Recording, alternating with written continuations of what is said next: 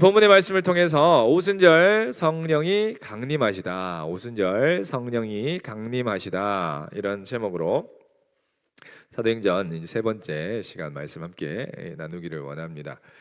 네, 사도행전을 들어가면서 이제 드디어 예수님께서 승천하시면서 제자들에게 하셨던 그 약속, 아버지께서 약속하신 것을 너희가 예루살렘을 떠나지 말고 기다리라고 말씀하셨던 그 약속이 성취되는 때가 도래했다라는 것입니다. 그것이 바로 오늘 본문의 말씀, 바로 오순절 날에 성령께서 강림하신 사건이라는 것입니다. 여러분, 이 오순절에 성령이 강림하신 이 사건이 어떤 의미를 가지고 있는지, 어떤 의의를 가지고 있는지 오늘 본문의 말씀을 함께 살펴보시면서 그것들을 우리가 함께 또 깨닫고 또 도전받고 또 성령께서 우리의 삶 가운데 또 동일하게 그런 역사하심이 있기를 소망하는 그런 저녁 되시기를 주님의 이름으로 축원합니다. 오늘 본문 13절까지의 말씀을 한 세 부분으로 좀 이렇게 나누어 볼 수 있을 것 같습니다. 보시면 먼저 1절부터 4절까지의 말씀에는 이제 성령의 역사가 어떻게 이루어졌는지에 대한 그 성령의 강림과 그리고 그것 가운데 성령의 충만함의 역사를 기록하고 있습니다. 그리고 5절부터 11절까지의 말씀에 보시면 그 성령의 역사를 그곳에 모였던 사람들이 보고 듣게 되는데 그 역사를 통해서 그것을 본 사람들의 반응을 기록하고 있는데 그 반응은 놀라움과 경이로움이었다, 이렇게 기록하고 있습니다. 그리고 마지막 12절부터 13절까지의 말씀에 보시면은 이제 엇갈린 두 가지 반응이 나왔다, 이렇게 기록하고 있는데 그것은 하나는 그 사건을 도저히 인간의 이성으로는 이해할 수 없기 때문에 당혹함이 있었다라고 말을 하고 있고, 또 하나는 그 사건에 대해서 인간의 이성으로 이해되지 않기 때문에 그 하나님의 역사를 오히려 조롱하는 그런 반응들이 있었다라고 성경은 기록하고 있습니다. 그래서 먼저는 이제 1절부터 4절까지의 말씀을 좀 살펴보기를 원합니다. 성령께서 강림하시고 충만하게 역사하셨던 그 현장을 우리가 함께 성경을 통해서 좀 살펴보기를 원합니다. 1번 문제 보시면요, 1번의 질문은 바로 그러면 이 성령이 강림하셨던 그 오순절 날은 어떤 날인가라는 질문입니다. 우리 1절에 이렇게 기록을 하고 있죠. 오순절 날이 이미 이름에 그들이 다 같이 한 곳에 모였더니, 바로 이 오순절에 성령이 강림하시는데 그 오순절 날은 6월절 다음 날로부터 계산을 해서 50일째가 되는 날을 오순절이라고 합니다. 구약에서는 맥추절이라 부르기도 하고 또 칠칠절이라고 부르기도 하고 조금 더 길게 하면 처음 익은 열매를 드리는 날이다, 이렇게 불려지기도 했다라는 것입니다. 근데 왜 그러냐 하면 바로 이때가 보리를 수확하는 때였기 때문에 그렇다라는 것입니다. 그래서 이스라엘 백성들이 출애굽을 하고 이제 약속의 땅인 가나안에 들어가서 수확한 그 첫 수확의 곡식을 하나님께 감사로 드리는 감사절, 일종의 감사절이 바로 이 오순절이었다, 이렇게 말씀을 하고 있습니다. 또한 오순절 그러면 바로 유월절과 수장절과 함께 더불어서 유대인의 이 3대 절기 중에 한 절기가 바로 오순절이었다라는 것입니다. 이때가 되면 유대인 남성들은 다 예루살렘으로 올라가야만 했고 그곳에서 이제 큰 축제가 벌어졌다라고 성경은 말씀하고 있습니다. 그래서 지금 이 성령이 강림한 이때가 바로 오순절이었기 때문에 바로 예루살렘에 유대인들이 인산인해를 이루고 있었다라는 것이 더 잘 이해가 되는 것입니다. 오순절 명절을 지키기 위함이었다라는 것이죠. 자, 그러면 두 번째 문제를 보시면 지금 오순절날 이제 성령이 예수님께서 하셨던 그 약속대로 이제 임하시는데 그곳 가운데 어떠한 현상들이 있었느냐라는 질문입니다.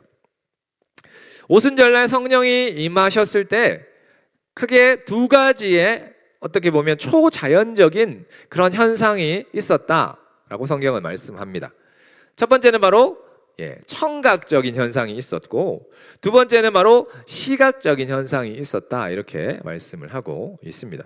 그럼 청각적인 현상은 무엇이었나 좀 살펴보시면요, 2절에 말씀하고 있죠. 호련히는 이 갑자기라는 의미입니다. 그러니까 갑자기 하늘로부터 급하고 강한 바람 같은 소리가 있어서 제자들이 모여 있는 그 온 집에 가득했다, 이렇게 성경은 말씀하고 있습니다.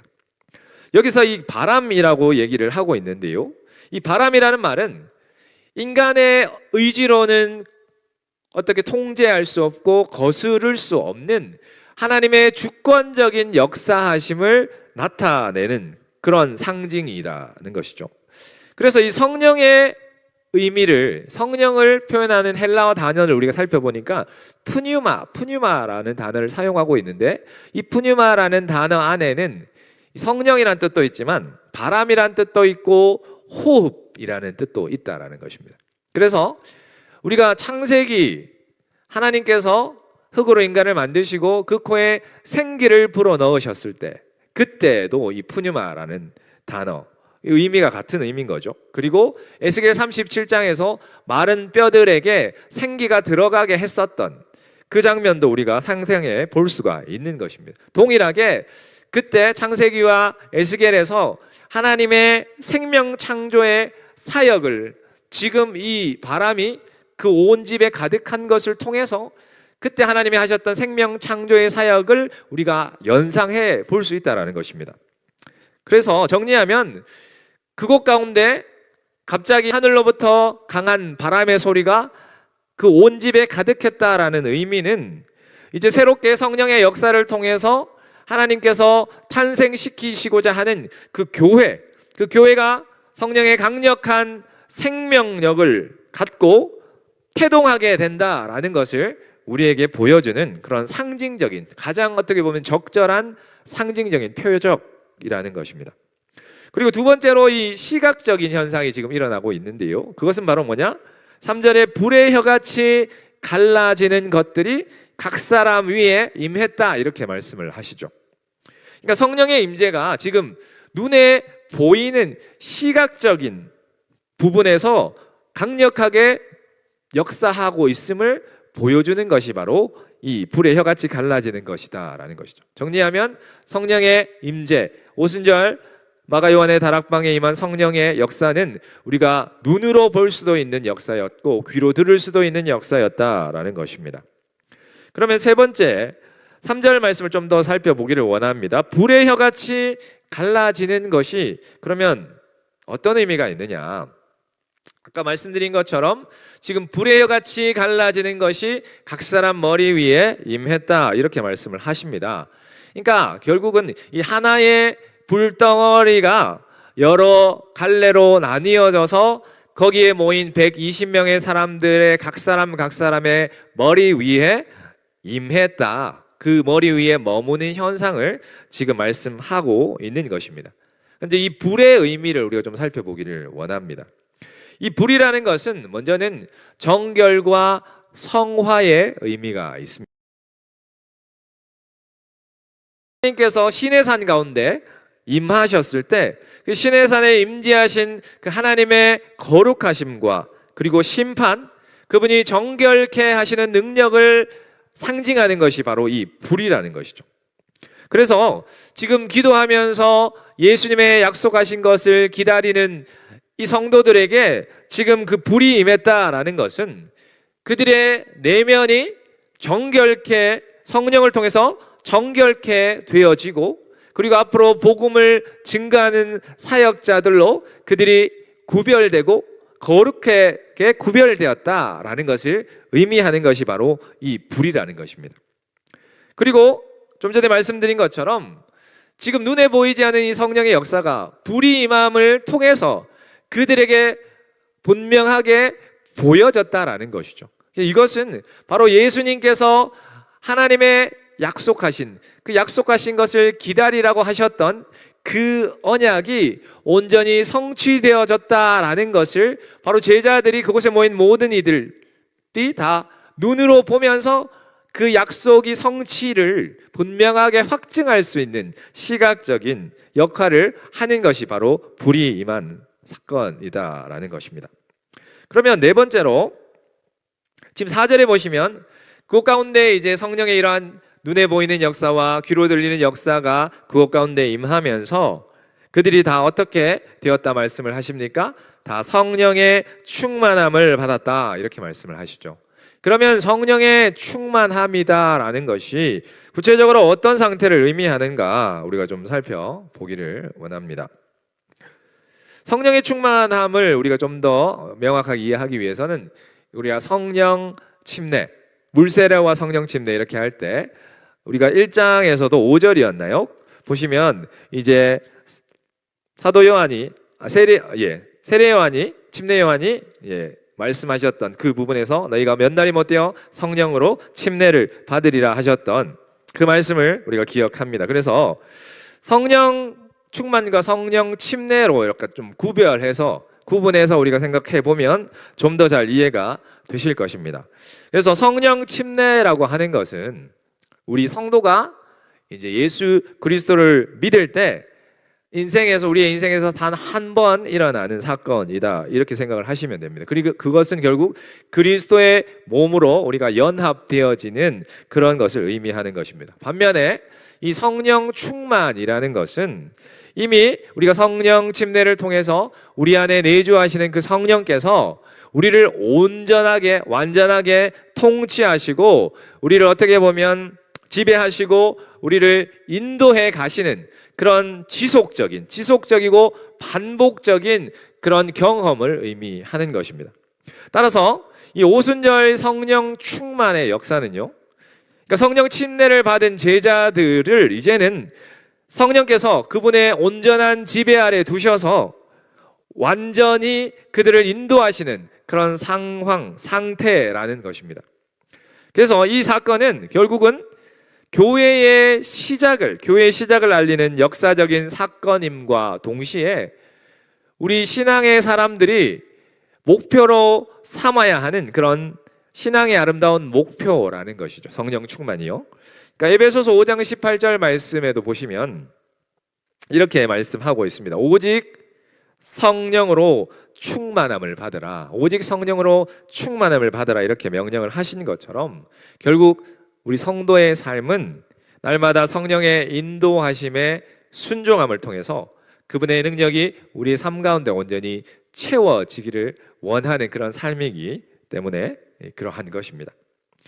자, 그러면 이제 5번째 질문입니다.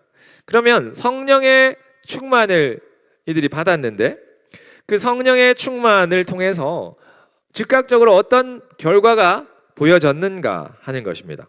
4절 말씀 보시면 그들이 다 성령의 충만함을 받고 성령이 말하게 하심을 따라 다른 언어들로 방언으로 말하기를 시작하니라 이렇게 말씀을 하시죠. 그래서 성령으로 충만함을 받은 제자들에게 가장 즉각적이고 눈에 보이는 그 결과는 바로 그들이 성령이 말하게 하심을 따라서 다른 언어들로 방언들로 말하기 시작한 것이다 이렇게 말씀을 하십니다. 그래서 여기에 보시면 예전 성경에는 예전 성경 개역 한글에는 방언이라고 되어 있고 또 지금 개역 개정 성경에 보시면 다른 언어들로 이렇게 표현을 하시는데 어쨌든 이 방언이라는 것은 이 당시에 제자들이 했던 120명의 그 모인 기도하는 무리들이 했었던 이 방언이라는 것은 듣는 사람이 이해할 수 있는 실제적인 외국어였다라는 점에서 중요한 또 의미가 있습니다. 이것은 우리가 생각하는 고린도전서와 같은 곳에서 통역이 필요한 그 방언하고는 또 다른 영적인 언어와는 또 다른 그런 구별되는 것입니다. 8절에도 보시면 그 군중들이 이렇게 말을 하죠. 우리가 각 사람이 난 곳 방언으로 난 곳 언어로 듣게 되는 것이 어찌 됨이냐 이렇게 반문을 하는 것을 볼 때 이 제자들이 대부분 갈릴리 출신이지 않습니까? 그러다 보니까 갈릴리 출신인 제자들이 한 번도 배워보지 못했던 다른 지방의 다른 나라의 언어로 다양한 나라의 언어로 지금 이제 뒤에 또 살펴보시겠지만 복음의 내용들, 하나님의 큰 일을 지금 선포하는 것, 이것은 결코 성령의 능력이 아니고서는 불가능한 그런 기적과도 같은 일이었다, 이렇게 성경은 말씀하고 있는 것입니다. 그래서 1절부터 4절까지를 좀 요약을 해보면요, 이 부분은 결국은 예수님께서 승천하시면서 약속하셨던 그 보혜사 성령이 마침내 기도하는 그 제자들의 무리 가운데 임하는 그 아주 극적인 장면을 묘사하고 있는 그런 본문의 말씀입니다. 근데 이 현상은 그냥 단순히 놀라운 기적이라는 것을 넘어서 구약시대부터 이어져 온 그 하나님의 예언이, 요엘서의 그 예언이 성취되고, 그리고 이제 신약의 교회가 공식적으로 출범하게 되어지는 신학적으로도 아주 중요한 시점, 순간이다라는 것입니다. 그리고 아까 말씀드린 것처럼 이 사건은 보이지 않는 성령의 강림이 우리가 듣고 보는 그런 아주 표적을 통해서 공적으로 실제로 확증된 사건이다, 이렇게 말씀을 드릴 수가 있는 것입니다. 그리고 5절부터 11절까지 말씀을 좀 살펴보겠습니다. 이곳에는, 이 부분에는 이제 그 성령이 임했었던 그 현장을 보았던 그 무리들이 어떻게 반응했는지를 기록하고 있습니다. 6번째 질문입니다. 당시에 오순절에 예루살렘에 어떤 사람들이 모여 있었느냐라는 질문입니다. 이건 아까 오순절이라는 그 절기와 관련해서 설명을 드렸던 부분과 또 중복이 조금 되는데요, 여기 5절에 보시면 당시 예루살렘에는 천하 각국에서부터 온 경건한 유대인들이 모여 있었다, 이렇게 말씀을 하고 있습니다. 이들은 이제 팔레스타인을 떠난, 그래서 로마를 비롯한 세계 각지에 흩어져서 살던 디아스포라 유대인들입니다. 그래서 그들이 이제 오순절 절기를 율법에 따라 지키기 위해서 지금 예루살렘을 찾은 순례자들이 바로 이들이다라고 성경은 말씀하고 있는 것입니다. 그러면 여러분, 이들이 구체적으로 어떤 지역에서 왔느냐 좀 살펴보시면요, 8절, 9절부터 쭉 해서 이제 11절까지 이들이 어디에서 왔는 사람인지를 기록을 하고 있죠. 보시면 바데인, 메데인, 엘라민, 메소포타미아, 보시면 또 밤빌리아, 구레네에 가까운 리비아, 그리고 또 로마, 여러 지역들을 지금 구체적으로 언급을 하고 있습니다. 그러니까 이게 무슨 의미냐면, 당시에 이 유대인들이, 디아스포라들이 아주 광범위한 범위에 이렇게 펼쳐져서 분포해 살았다라는 것을 의미하는 것입니다. 이 목록들이 동쪽으로는 메소포타미아, 또 서쪽으로는 로마와 북아프리카에 이르기까지 어떻게 보면 당시에 알려진 세계 전역의 모든 지역을 망라하고 있다라는 것이죠. 그만큼 유대인들이 분포가 광범위하게 분포하며 살았다라는 것을 말씀하는 것입니다. 이처럼 다양한 언어와 그리고 문명의 배경을 다르게 가졌던 이들이 지금 이 모인 이 상황에서 하나님께서 성령의 역사를 일으키셔서 성령을 그곳 가운데 강림케 하셔서 그들이 각 사람들이 그들이 태어난 곳 말로 그것을 듣게 하신 것은, 결국은 우리 하나님께서는 각 사람에게 정말 딱 맞게끔 그 사람에게 하나님이 찾아가신다라는 이런 교훈을 또 주는 것이고요. 또 하나는 우리가 잘 알고 있는 창세기 11장에 보시면 그 백성들이 노아 홍수 이후에 이제 탑을 쌓기 시작하지 않습니까? 그래서 정말 하늘에까지 닿는 탑을 쌓고 우리가 흩어짐을 면하자라고 교만해서 그 탑을 쌓았을 때에 우리 하나님께서 어떻게 하십니까? 그들이 아무리 탑을 높게 쌓아도 하나님이 어떻게 하셨다고 표현하냐면 내려오셨다 표현하니까, 아무리 그들이 높게 탑을 쌓더라도 하나님께 닿을 수 없다는 것을 말씀하시는 것이고요. 그들이 결국은 교만해서 그 탑을 쌓을 때 우리 하나님께서는 그들의 언어를 흩어버리심을 통해서 그 공사를 이제 중단시키시는데, 결국 그곳 가운데 있었던 언어가 흩어지는 그 바벨의 저주가 이제는 성령 안에서 복음의 언어로 인류를 다시금 하나 되게 하시는 하나님의 구속사의 어떤 전략적인 역전의 그런 상징이 바로 이 사건이다라고 말씀을 드릴 수가 있는 것입니다. 그러면 8번째 질문입니다.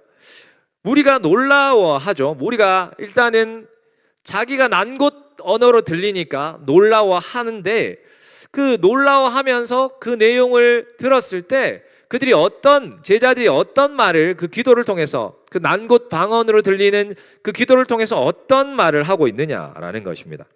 11절에 보시면 뭐라고 말씀합니까? 네, 우리가 다 우리의 각 언어로 하나님의 큰 일을 말함을 들었다, 이렇게 말씀을 하십니다. 그러니까 제자들이 지금 그들이 온 그곳, 난 곳 언어로 말을 하는데, 그 말한 내용이 바로 하나님의 큰 일이라는 것입니다. 하나님의 큰 일. 그냥 단순히 이것은 기적을 그냥 나열한 수준의 것이 아니라, 이 초대교회 당시에 이 하나님의 큰 일이라고 하면 바로 예수님께서 이 땅 가운데, 그러니까 구약의 약속을 성취하신 그 예수님께서 하셨던 그 구원 사역 전체를 말씀하시는 게 바로 하나님의 큰 일이라는 것입니다. 예수님의 고난과 예수님의 십자가, 그분의 부활과 그분의 승천까지, 결국은 정말 하나님의 위대한 구원 역사에 대한, 구원 계획에 대한 선포, 그것이 바로 하나님의 큰 일이다라고 성경은 말씀하고 있다는 것입니다. 그래서 이 5절부터 11절까지의 말씀을 좀 정리해 보면요, 성령 강림의 이 기적은 물론 각 개인에게 임했던 역사였지만 결국은 개인적인 체험에만 머물러 있었던 일이 아니라, 정말 하나님이 절묘하게 이 오순절이라는 날, 그곳 가운데 많은 정말 디아스포라 유대인들이 모이게 하셨던 그 시점에, 그 장소에서 바로 하나님께서 이 사건을 일으키셨다라는 것입니다. 그래서 신적인 효율성이라고 말을 할 수도 있는데, 결국 하나님께서는 이 단 한 번의 사건을 통해서 사도행전 1장 8절의 말씀처럼 복음이 이제는 예루살렘을 넘어서 땅끝까지 온 세상으로 확정될 수 있는 그 놀라운 시작점을 하나님께서 이 한 번의 사건을 통해서 마련하셨다라는 것을 말씀해 주고 있는 것입니다. 그리고 우리가 마지막 12절부터 13절까지의 말씀을 좀 살펴보시면, 여기에는 엇갈린 두 가지 반응이 기록되어 있다, 이렇게 말씀을 하고 있습니다. 네, 9번째 질문입니다. 9번째 질문 보시면, 지금 이 사건을 성령의 강림을 통해서 정말 자신들이 태어난 곳 언어로 하나님의 큰 일을 들었던 그 사람들, 그 장면을 목격했던 그 사람들이 구체적으로 어떠한 반응을 했느냐라는 것을 묻고 있는 질문인데요. 첫 번째로 무리들은 크게 이제 두 가지 반응을 했다, 대조적으로 두 가지 반응을 했다라고 성경은 기록하고 있습니다. 그 첫 번째 반응은 12절에 기록되어 있는데요, 바로 경이로움과 당혹함입니다. 경이로움과 당혹함. 상당수의 많은 사람들이 이렇게 표현을 합니다. 다 놀라며 당황하여 서로 이르되 이것이 어찌된 일이냐, 이렇게 반응을 했다라는 것이죠. 그들이 첫 번째로 그들이 눈과 귀로 직접 보고 들었기 때문에 정말 그 성령의 역사를 경이롭게 느꼈고, 그리고 그들이 도저히 이성으로는 이해할 수 없는 일을 경험했기 때문에 그들은 당혹스러웠다라는 것입니다. 그런데 이 반응은 마음이 다친 것이 아니라 정말 진실을 알고자 하는 정말 진지한 질문으로 그들의 이 반응이 이어졌다라는 것이죠. 그래서 긍정적인 그런 질문인데요, 결국은 베드로가 이제 우리가 다음 주에 살펴볼 말씀, 이제 14절부터 베드로가 이 사건에 대해서 설교를 하게 되어지는데, 결국은 이 청중들은, 이런 반응을 한 청중들은 그 베드로의 설교를 듣기에 합당한, 어떻게 보면 마음의 준비가 되어진 청중들의 모습이다라는 것이죠. 긍정적인 반응입니다. 그리고 두 번째 반응은 13절에 보시면 바로 조롱과 비난이었다라는 것입니다. 13절 보시면, 또 어떤 이들은 조롱하여 이르되 그들이 새 술에 취하였다 이렇게 말을 하면서 제자들을 비난하고 있습니다. 물론 베드로가 이 부분에 대해서 또 설명을 하죠.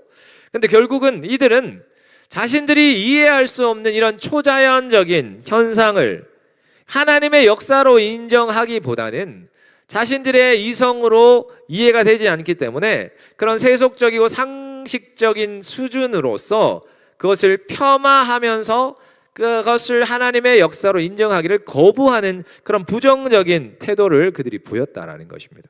두 부류의 무리들이 이런 다른 반응을 보였습니다. 그래서 그러면 10절이 아니 10번째 질문에서 13절에서 제자들이 그들이 새술에 취했다라고 지금 조롱을 하고 있는데 그 의미는 무엇인가 하는 것입니다. 여기서 새술에 취했다라는 조롱은 그냥 단순한 비난 이상의 의미를 담고 있습니다. 본문에 보시면 이 새술로 번역된 이 헬라어가 의미가 이제 갓잔에 발효가 막 시작된 달콤한 포도주를 의미하는데 이것이 특히 독했다라는 것입니다. 그래서 지금 조롱하는 이들은 제자들이 하는 이 말을 이해하지 못할 뿐만 아니라 이해하기조차를 거부하고 그냥 그 제자들이 지금 독한 술에 취해서 주정을 부리고 있다라는 정도로 그들의 역사를 하나님의 역사를 지금 그렇게 폄하하고 치부해 버렸다라는 것입니다. 그래서 결국은 이 조롱은 이해할 수 없는 그런 신적인 역사를 이성적인 틀 안에서 폄하하고 그들 나름대로가 설명해 보려고 하는 불신앙적인 태도였다라는 것입니다. 그런데 참 하나님의 역사가 신기한 것은요, 바로 이렇게 냉소적으로 조롱을 한 그 조롱이 결국은 베드로 사도에게 담대하게 오히려 복음을 변증할 수 있는 그런 촉매자의 역할이 되었다라는 것입니다. 다시 말해서 불신앙의 그 조롱이 오히려 하나님의 위대한 계획을 선포하게 되는 그런 첫 설교의 문을 여는 그런 계기가 되었다라는 것입니다. 하나님은 역전의 하나님이시다라는 것을 우리가 또한 이 사건을 통해서도 보게 되는 것 같습니다. 그래서 정리하면 이 12절부터 13절의 말씀은 엇갈린 두 반응, 당혹감과 조롱이라는 이 부분은 결국은 하나님의 초자연적인 역사가 일어날 때 그곳에 있는 모든 사람들이 다 긍정적으로 그 일들을 바라보지는 않는다라는 것입니다. 오늘 아주 극명한 두 반응들이 대립이 있었지 않습니까? 긍정적인 반응, 진지한 탐구의 반응도 있었고 경이로움과 당혹함이 있었지만요. 그리고 아주 냉소적으로 그것을 하나님의 역사가 아니다라고 폄하하는 그런 반응도 있었다라는 것입니다. 근데 이것은 결국은 이후에 이제 사도행전 전체뿐만 아니라 교회의 역사 가운데 복음이 증거되었을 때에 그것 가운데 하나님의 역사가 일어났을 때에 있게 되는 이런 극렬히 다른 두 반응을 미리 보여주는 것이다 라고 보시면 좋겠습니다. 네, 이제 말씀을 좀 정리해 보도록 하겠습니다. 오늘 이 사도행전 2장 1절부터 13절까지 성령이 임하시고 성령의 임한 것을 바라본 무리들의 반응을 우리가 함께 살펴보면서 말씀을 세 가지 키워드로 한번 정리해 볼 수 있을 것 같습니다. 먼저는 바로 신약 언약 공동체, 신약의 언약 공동체가 이제는 공식적으로 출발하게 되어진 바로 성령이 오순절날 임함을 통해서 신약의 언약 공동체가 교회가 공식적으로 출발하게 된 것을 본문에 말씀하고 있습니다. 그리고 두 번째는 바로 교회가 성령의 능력으로 이제 세워지게 되어졌는데 이 교회가 결국 감당해야 하는 것이 바로 예루살렘부터 그 복음이 땅끝까지 증거되어지는 바로 그 선교의 역사를 교회가 감당하게 됨을 말씀을 하시는 것이죠. 이제 교회를 통해서 선교의 시대가 열려지게 되었다라는 것을 우리에게 보여주는 그런 사건이다라는 것입니다. 그리고 그러면 교회가 열방을 향해서 교회가 세상을 향해서 증언해야 할 메시지, 결국은 선교라는 것도 하나님의 메시지를 세상에 선포하는 것일 텐데, 그러면 그 증거해야 될 하나님의 메시지가 무엇이냐? 결국은 오늘 제자들이 외쳤던, 기도하면서 외쳤던 그 하나님의 큰 일이 교회가 세상에 선포해야 할 메시지라는 것입니다. 그 하나님의 큰 일이 무엇입니까?